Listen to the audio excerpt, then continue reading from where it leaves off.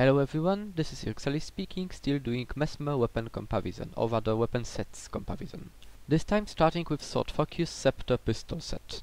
Now, one of the strengths of this set is definitely the amount of conditions it puts up on enemies. Even with a power build, Berserker build which I am using, the conditions are visible. Additionally, pistol has a on-demand interrupt. So between the curtain and the magic bullet, I have two on-demand interrupts which will work reliably well. And the Warden Phantasm is a bit similar to a duelist. They both apply a lot of bleeds and hit multiple times. Treated as I did it, the party role of the set I have created is a denial unit and an assassin. A close range dogfighter, curtain for halting strike, then trying to catch an enemy who desperately tries to heal, magic bullet for halting strike, and well, damage to execute. As Mesmer isn't the fastest class there is, in this particular role I need traded pistol.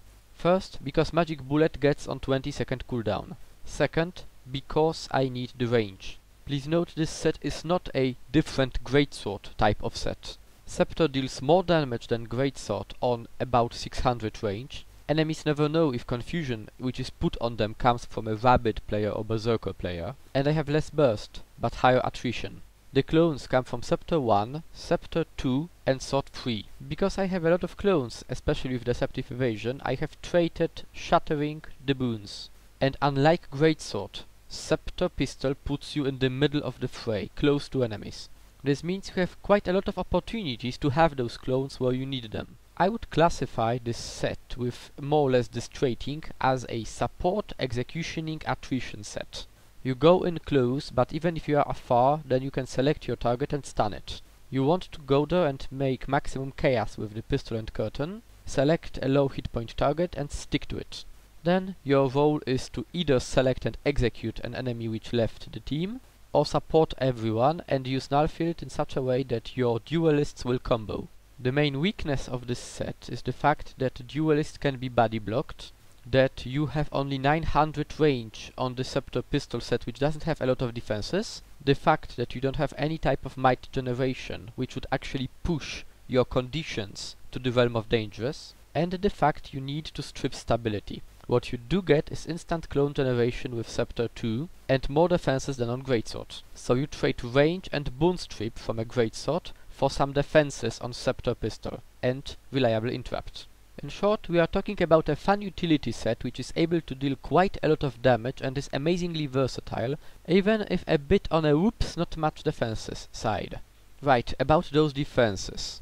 Traded Greatsword has Eye Wave on 24 seconds, but it has a slow animation. Scepter pistol has two defenses. Magic bullet on 20 seconds cooldown which you can use as defensive tool, and Scepter block which you can chain into distortion shatter immediately. An example of defensive chain, I have chained Magic bullet into Blood Frenzy here, escaping a thief. I should have chained a Daze Shatter as well into the process. A random halting strike interrupt could have forced him to disengage me.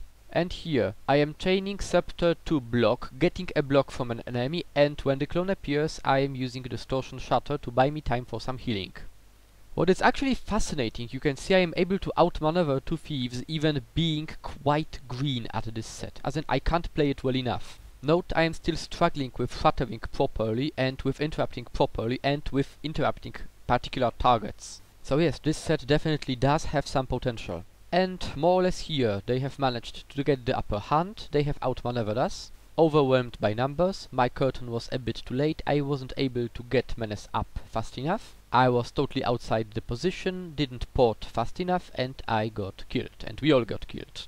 So yeah, fancy that world versus world, right? Now, Scepter Sword, a very different set. The clip starts with some running and escaping with Miaoshi. On the surface, Offhand Sword is similar to Offhand Pistol. Both have pretty low cooldowns, both contain an interrupt of a kind, and both have a Phantasm of horrendous power. But let's look at Offhand Sword. First of all, the Phantasm is impossible to body block. It will hit or get dodged. It also deals extremely high damage. This is a Phantasm which deals the maximum damage for a Mesmer. But it hits only once, which means that you will not stack a lot of bleeds from it. Sword 4 skill is a block which can become a line daze. If it blocks and connects, the damage is enormous. And well, you get one more clone. The line daze is also something which feeds domination 3 trait. As in, daze procs vulnerability. but Sword 4 doesn't have any kind of stun. This means you don't have stopping power of a pistol, and it doesn't have range trading like pistol does, so you can skip this trait. So what I did is take Triumphant Distortion trait, so Swordman is able to get to his target and deal that hit. On top of that, Triumphant Distortion trait allows me to do what I was never able to do on pistol, to stomp safely and reliably without a portal. As in, after an opponent dies, I am able to run away for 3 seconds. So Sword deals higher damage than pistol, but gives you 1 trait back. It doesn't have pistol's utility though. And although my Scepter Sword playing skills are even worse than Scepter Pistol playing skills, this video can show some of the specifics of this set. Enemy Mesmer played extremely aggressively. He doesn't have decoy or blink at this point. Note how block from Scepter or Sword is pierced by Illusionary Wave without doing anything. As there are no evade frames on the block itself, if enemy skill carries any secondary effects, the block is a horrible defense skill. So now I have cast the Swordsman. If the Swordsman crits, the average damage of a crit is similar to average damage of Blood Frenzy crit. While I was saying that, Swordsman managed to crit twice already, without any traits. You can ignore Duelist, but you can't ignore the Swordsman. Swordsman works in a way that you either dodge him or you have to kill him. If you seek 2 swordsmen on a target, the target is probably dead. This phantasm puts another source of pressure onto your opponents, in effect giving you some breathing room. It doesn't mean you should never shatter the swordsman. We have made some tests with Gw2, and although I don't have clip for that yet, it seems that this build is the most efficient when you use the clones generated by blocks as a shatter fodder. As in, shatter early, shatter often. In the small exchange of fire between me and the Mesmer a moment ago, you have seen a major difference between Greatsword and the Scepter. Greatsword can put up a lot of burst in short time. Scepter has a wind-up time. It will deal higher damage than a Greatsword in close range, but this damage takes a while to come, while Greatsword deals impulse damage. If you use Triumphant Distortion as I do, you want to be pretty close to an opponent to be able to cast the Swordsman, which will absolutely hit the target. And Scepter is a short medium range weapon. Additionally, clones on dodge means I am able to generate more clones which will actually hit when I am close to an enemy. So this is a close range hands-on set. It is a pretty risky set to use, and I still need to learn how to use it properly. It is a very damaging set, and it fulfills the same role as a Greatsword, though on different range band. So, compared to pistol, less stopping power, less utility, more damage. Having recovered Gw2 from the difficult situation, we have moved towards the Sentry, where the fight wages on. Offhand Sword has one more thing except the block. It's the Line Daze skill.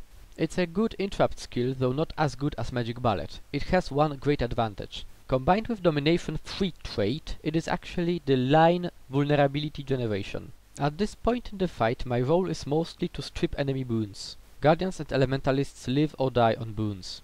When an opponent is downed, the first thing I am doing is using Line Daze again, centered at the downed opponent. That way I am interrupting anyone who is trying to heal him. Then I can stomp, and Triumphant Distortion will keep me up afterwards.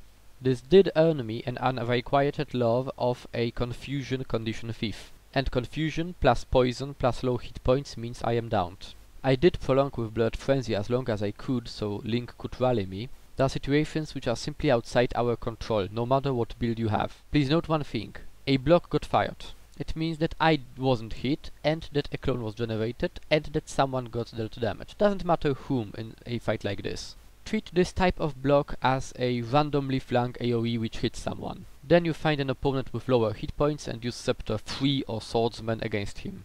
And if you can, you are trying to use Line Daze against a group. And all the interesting parts of this fight has been thrown. Alright, so this has been a fight where everyone was really for themselves because our group was very small. And this fight shows how it works in larger team. The goal is to pull enemies together to burst them with maximum power. Sadly I got only a single clone shatter. Still, combined with Blood Frenzy and very powerful boons I have from my allies, it was quite efficient. Triumphant Distortion kept me alive and I was able to port back to the tower. I burnt Mass Invis to drop targets from enemies onto my allies. So, at this point I cannot enter the fray anymore. Not enough defensive options. What I can do is hunt a single Mesmer or a single Squishy which is trying to recover.